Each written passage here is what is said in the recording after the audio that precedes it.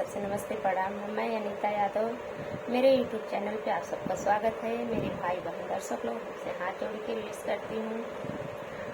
और आप सबके बीच बेटी बेटा दोनों विवाह गीत बहुत सुंदर, बहुत प्यारा, बहुत अच्छा लेके आई हूँ। अगर ये गीत फुल आवाज करके पूरा सुनना तब इसका आनंद मिलेगा और तब कमेंट में ज़रूर बताना और मेरे चैनल के लाइक नहीं करो तो लाइक करना दोस्तों। अगर बहुत सारा प्यार दुलार देना और सबसे ज़्यादा शेयर करना। आप सबसे हाथ जोड़ के विश करती हैं। एक है प्रेम से बोलो हर हर महादेव, राधे राधे, जय श्री कृष्ण, माता जी की जय। और देखो हाथ में कैमरा लेके बनाना पड़ता है। जैसा गीत लगेगा वैसा कमेंट में ज़रूर बताना और प्यार दुलार आशीर्वाद देना। तुम लोग को बनाए रहना मेरे यूट्यूब चैनल पे।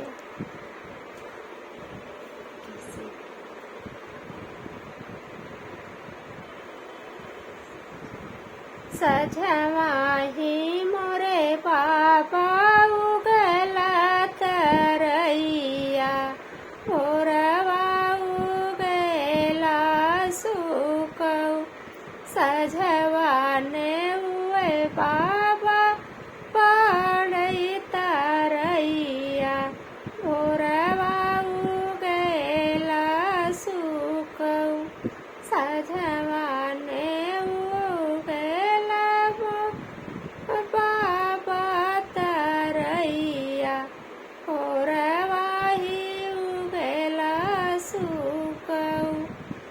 दुल्हाही दुल्हन चौकाही बैठन, दुल्हे पूछाइए कबर, दुल्हाही दुल्हन चौका चाड़ी बैठन, सुना दुल्हन कही बार, पहिले ही आए ससुररिया, भजना बजाई साथ, पहिले हम आए ससुररिया, भजना बजाई साथ, पहिले हम आए ससुररिया, परहु बजाई ना बजाए, सोने का कटोरवा देखले दुल्हे राम,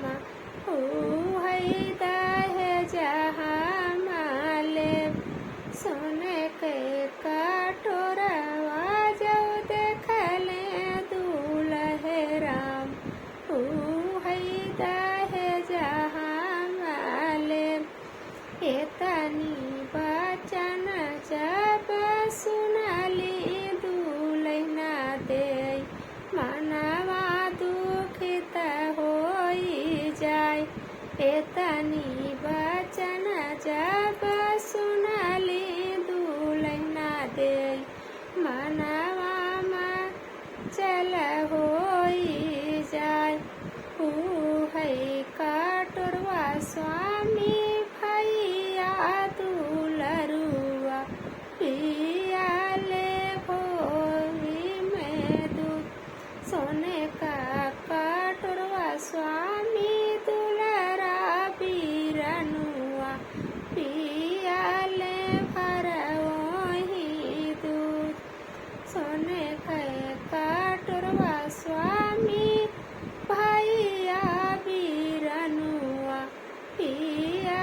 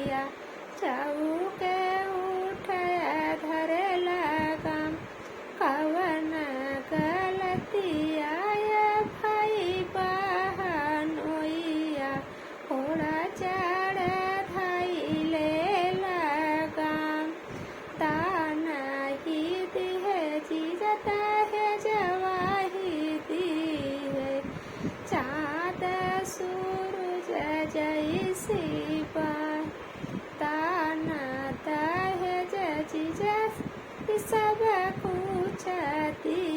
है, चाँद सूरज ज्योति बन